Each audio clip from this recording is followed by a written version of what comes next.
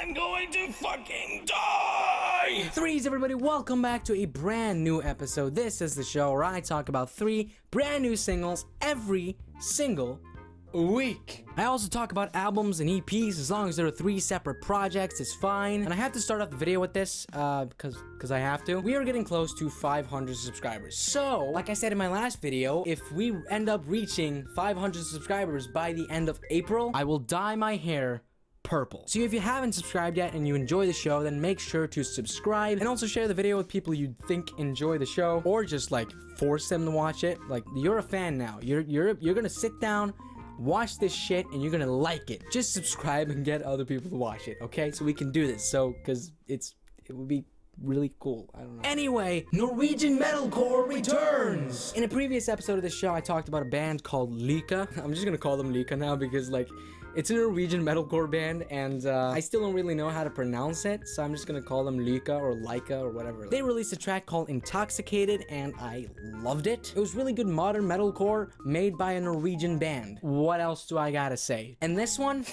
Phoebe, I might like this new single even more. It's called Disconnected, and it is a 5-minute banger. It has some electronic elements, but mainly at the beginning of the track. And there are a lot of screamed vocals in the first half of the song, but we also get like some clean vocals in there, and they're just so beautiful. I can't even. They're so pretty and emotional as fuck. And then we get some really cool melodic screams that kind of add to that emotional feeling that the clean vocals started. And the track ends with a guitar solo with a breakdown in the background, and it is sexy as fuck. Listen to this shit.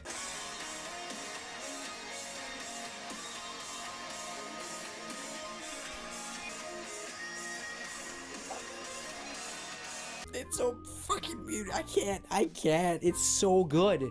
This song is so good. And if you watched the last episode I talked about these guys, then you would know that I talked about a few bands that it kind of reminded me of, and now I just don't really pay attention to it anymore. Now I'm just like, that's LYKA right there. That is them. I'm so excited for this band. I'm so excited to see what like the future holds for this band. I want an album or an EP right now. Give it to me, please, because I need more of this band in my life.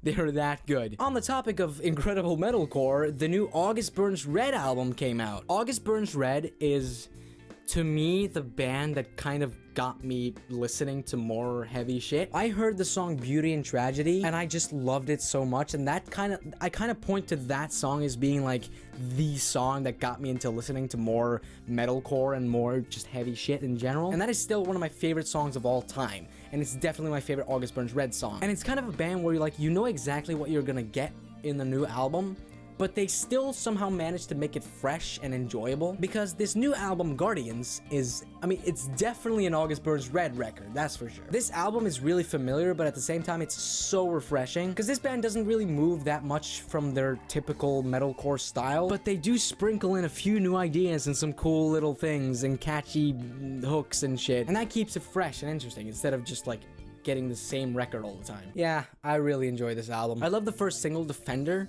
and it's still probably one of my favorite tracks on the album. It has a breakdown that just slaps the ever-living fuck out of breakdowns in general.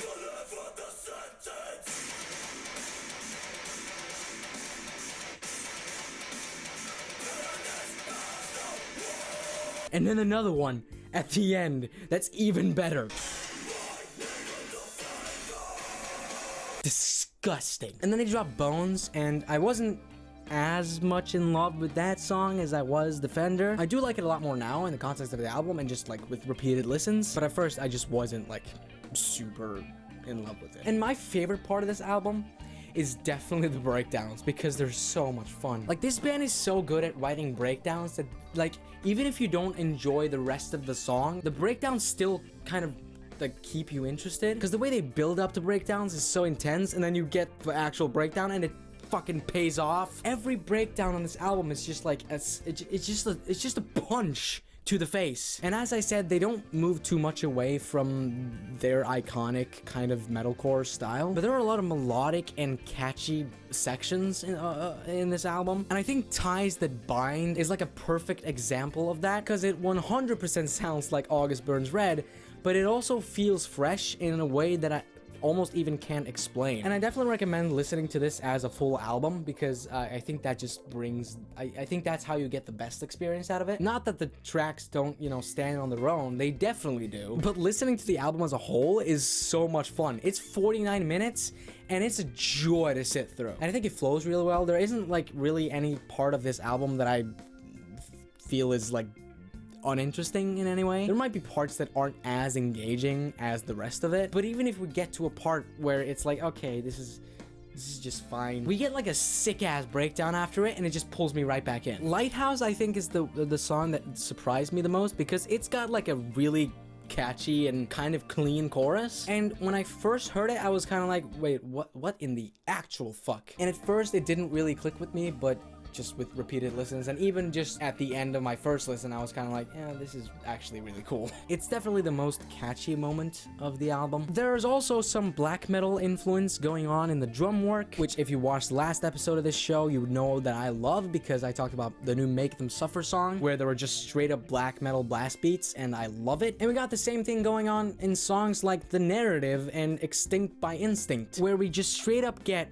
black metal blast beats just like that. Those sections aren't like a huge part of the tracks, but they definitely like they definitely are there, and they definitely stand out in my opinion. And I love black metal influence in other genres. I just like, it's a genre that I really love when people take influence from, because there's so many cool ideas there, and I think when you blend black metal with another genre, it just kind of makes it even better. It's an August Burns Red album. You get some cool complex riffs and some guitar solos and some heavy breakdowns, and it's great. I like the guitar solo in Bones and Bloodletter. The one in Bloodletter kind of sounds like it could have been like a solo from an Avenged Sevenfold song, which I just kind of thought was cool. And then the breakdowns. The fucking breakdowns. I already talked about the one in Defender, and I think maybe it's my favorite. I'm not actually sure about that, but it's the one that I remember the most. It's the one that I think about the most as well. But also in Dismembered Memory, the breakdown just kind of builds into this huge guitar solo while still keeping the actual breakdown in the background. And then Bloodletter. Holy fuck. The last minute of this song is just a breakdown. It just has this insane build-up, and then when the breakdown hits, it lasts for literally 1 minute and just continues and gets more and more awesome until the end. It's also one of the heaviest tracks on the album.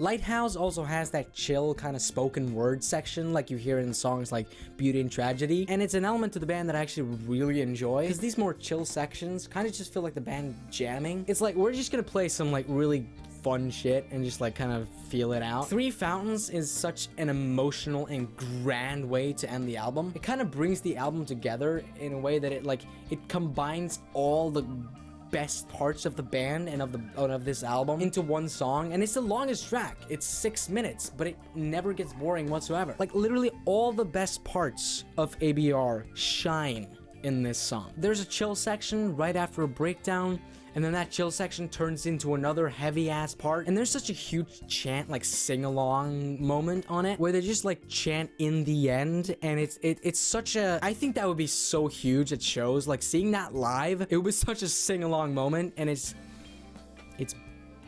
beautiful. This is a great album, and I definitely recommend listening to it. And if you haven't listened to August Burns Red, I think you should. And listening to this album kind of like took me back to hearing Beauty and Tragedy for the first time, and just how interested I got in it, just like how intensely interested I got in this type of music. Last project of the day! The 1975 have dropped another single off of their upcoming album, Notes on a Conditional Form. The album has like 1 trillion tracks on it, so we're getting a lot of singles, and this one might be my favorite. It's called Jesus Christ 2005 God Bless America, and they actually have released the track previously. They uploaded an acoustic version of it on YouTube, and it was just Maddie with an acoustic guitar playing it, and I didn't actually watch that video or listen to it at all, because I really wanted to hear it when the actual single dropped, because I knew it was going to be on the album, and I knew it was going to be a song that we were going to hear in the future in an actual studio, and I didn't want to spoil it for me, and I'm so glad I did, because oh my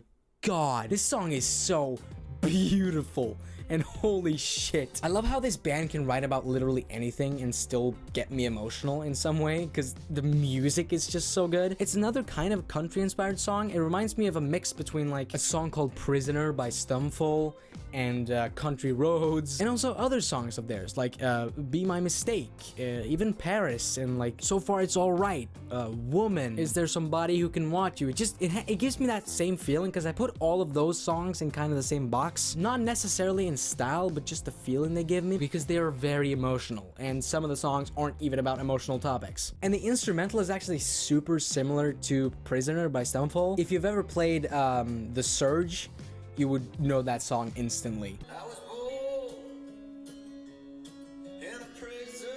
And it's very similar to that, and they also have some really pretty horns in the background. And the 1975 is just like, they're just masterminds when it comes to building like these huge, pretty atmospheric, feely songs. It also features Phoebe Bridges, which I'm pretty sure the first collab they've done on an actual the 1975 project, and her voice is just perfect for this. And I mean, both of them just sound so good. Their voices just work so well with each other, and it's just, this is the most beautiful song I've heard in 2020. That's the year.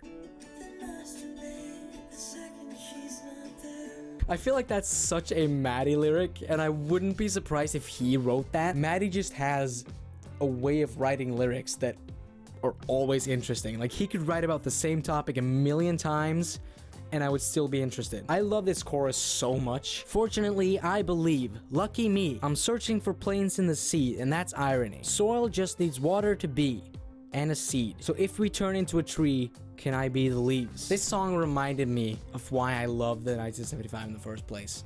And that's exactly what I want with a single. That's what they did with Frail State of Mind and Me and You Together song, and even People in a way, even though it's like nothing like their other stuff. And you have to listen to this song.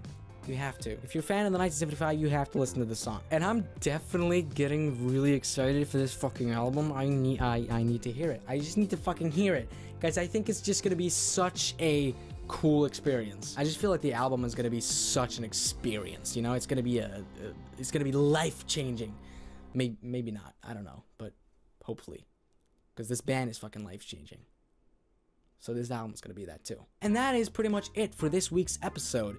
Hope you enjoyed it. If you did, make sure to leave a like, and if you're new here, make sure to subscribe to the channel and also share it with your friends. And also make sure to leave a comment letting me know what you want me to talk about in another episode of this show, whether it's a band, an artist, a release date that I should know about, or just an album or a single that has come out that I should check out. I'll listen to anything, and if I have enough to say about it, I will talk about it on this show. And other than that, please subscribe again. 500 subscribers by the end of April. I will dye my hair purple. And yeah. Goodbye.